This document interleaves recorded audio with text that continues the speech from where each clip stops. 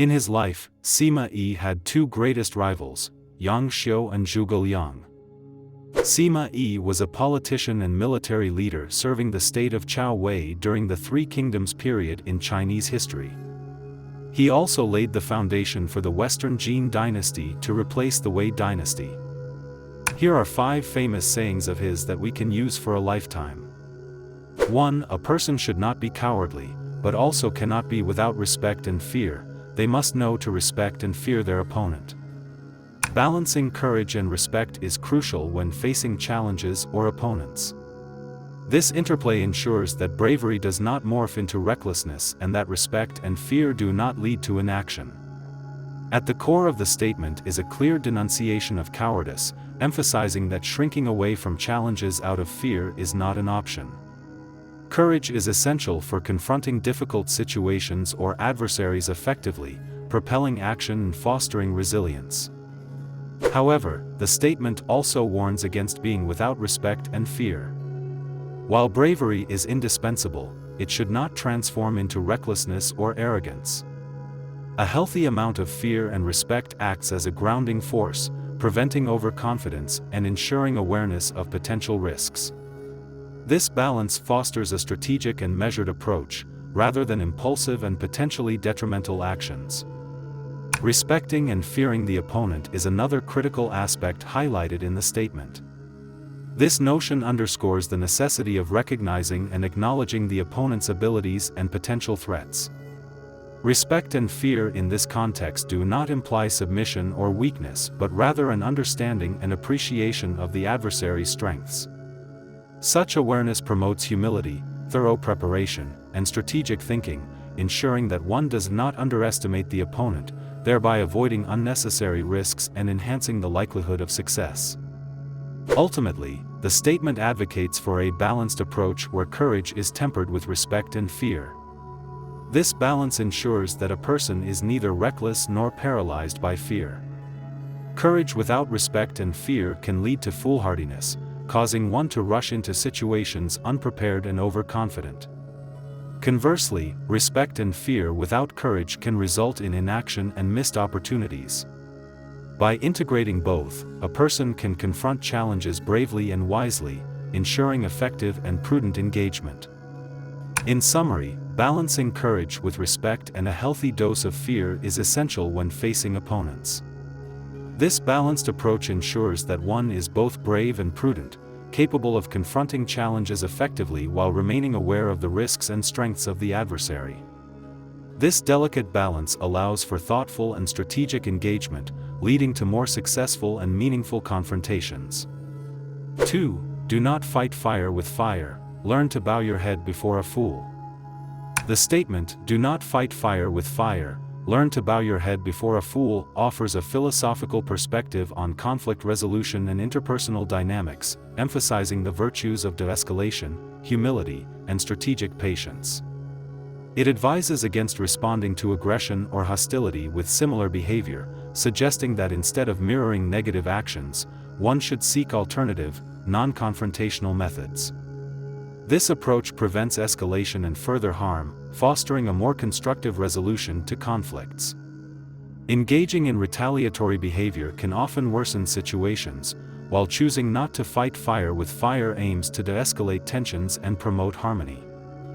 Furthermore, the statement encourages humility by advising that sometimes it is wiser to yield or appear submissive in the face of foolishness.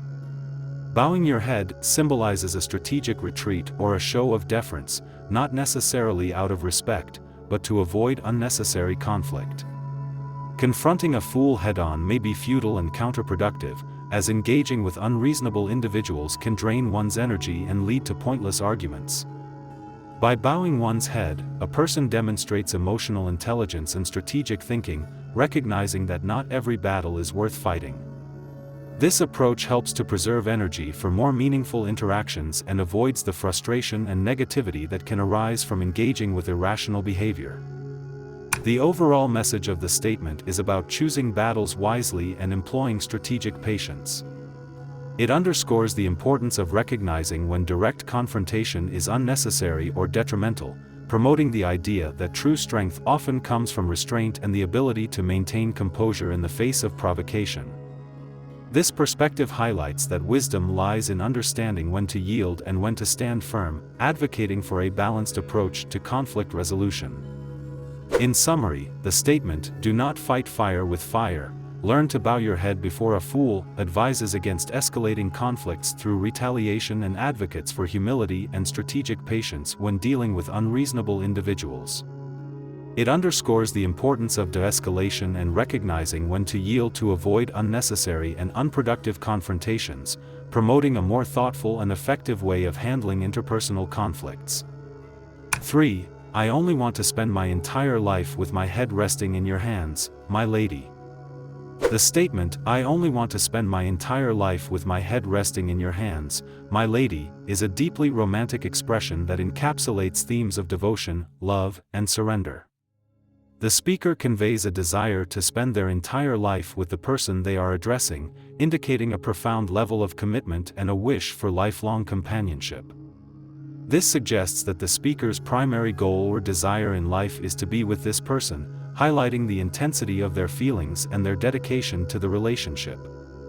The phrase, "with my head resting in your hands," conjures an image of complete trust and vulnerability, implying a sense of safety and comfort that the speaker feels in the presence of the addressee.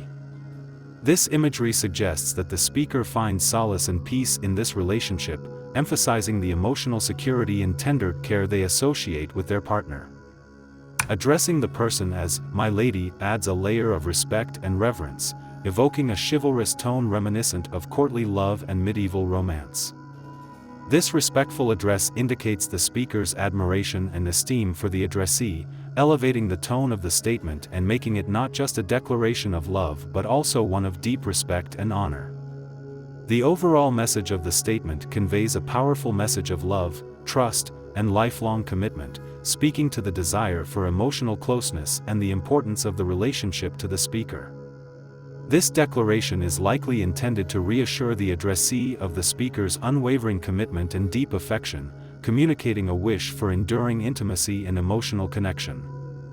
In summary, the statement, "I only want to spend my entire life with my head resting in your hands, my lady," is a profound expression of romantic devotion, conveying a desire for lifelong companionship, emotional security, and deep respect.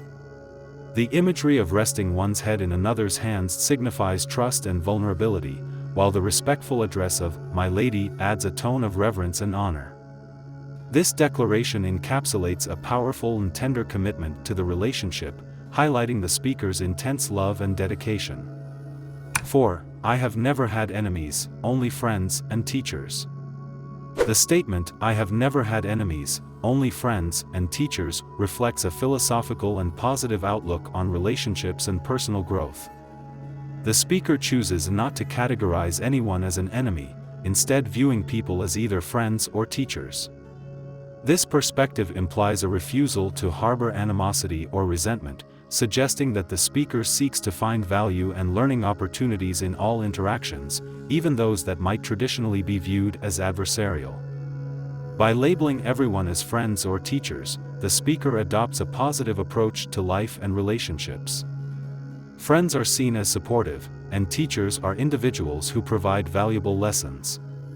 This outlook fosters personal growth and continuous learning, encouraging the speaker to find positive aspects and constructive lessons in every experience, promoting resilience and adaptability. Viewing difficult or conflicting interactions as learning experiences turns potential negative situations into opportunities for self-improvement. This mindset highlights the importance of personal development. By seeing adversaries as teachers, the speaker remains open to self-reflection and growth, using challenges to become wiser and more understanding. The absence of enemies suggests a tendency towards forgiveness and empathy. Instead of seeing people as opponents, the speaker empathizes with them and tries to understand their perspectives. This approach can lead to more harmonious relationships and a less combative, more cooperative way of living, reducing conflict and fostering a more compassionate view of others. Harboring no enemies implies a state of inner peace and emotional health. By not holding on to negative emotions associated with having enemies, the speaker maintains a positive mental state. This promotes overall well-being and reduces stress, suggesting that the speaker prioritizes mental and emotional health, choosing to focus on positive and constructive interactions. In summary, the statement reflects a philosophical approach to relationships that emphasizes positivity, personal growth, forgiveness, and inner peace. By reframing adversarial relationships as opportunities for learning and growth, the speaker promotes a resilient and empathetic outlook on life, fostering harmonious relationships and maintaining emotional health. This mindset encourages finding value in every interaction, leading to continuous personal development and a more constructive approach to life's challenges. 5. To lose without pain, to lose without shame. The first thing to learn is how to lose well. The quote, "To lose without pain, to lose without shame, the first thing to learn is how to lose well," offers profound insights into handling defeat with grace and resilience. Though often attributed to Bruce Lee, this quote resonates across various contexts, including the strategic and political realms exemplified by figures like Sima Yi. At its core, the quote emphasizes that losing is an inevitable part of life and endeavor. The first component, to lose without pain, suggests that while defeat is naturally accompanied by emotional discomfort, one should aim to manage this pain effectively. This doesn't mean eradicating pain altogether, but rather maintaining composure and not allowing it to overwhelm one's ability to function and make sound decisions. In practical terms, this involves developing emotional resilience and maintaining focus even when faced with setbacks. The second part, to lose without shame, highlights the importance of preserving one's dignity and self-respect in the face of defeat. Shame often accompanies failure, manifesting as a sense of personal inadequacy or embarrassment. However, the quote urges individuals to confront defeat with honor, avoiding the erosion of self-worth. This is crucial in any context, whether personal, professional, or strategic, as maintaining one's reputation and integrity can influence future opportunities and interactions. The final component, the first thing to learn is how to lose well, underscores the value of understanding and mastering the art of losing effectively. Learning to lose well means approaching defeat as a learning opportunity rather than a reflection of one's ultimate failure. It involves a strategic analysis of what went wrong, extracting valuable lessons, and using these insights to improve and adapt. This mindset fosters growth and resilience, transforming setbacks into stepping stones for future success. In summary, the quote encapsulates a philosophy that transcends specific contexts, advocating for a balanced approach to handling defeat. By managing emotional pain, preserving dignity, and embracing loss as a learning opportunity, individuals can navigate challenges with greater resilience and integrity. This approach not only contributes to personal growth but also enhances one's ability to face future obstacles with confidence and grace.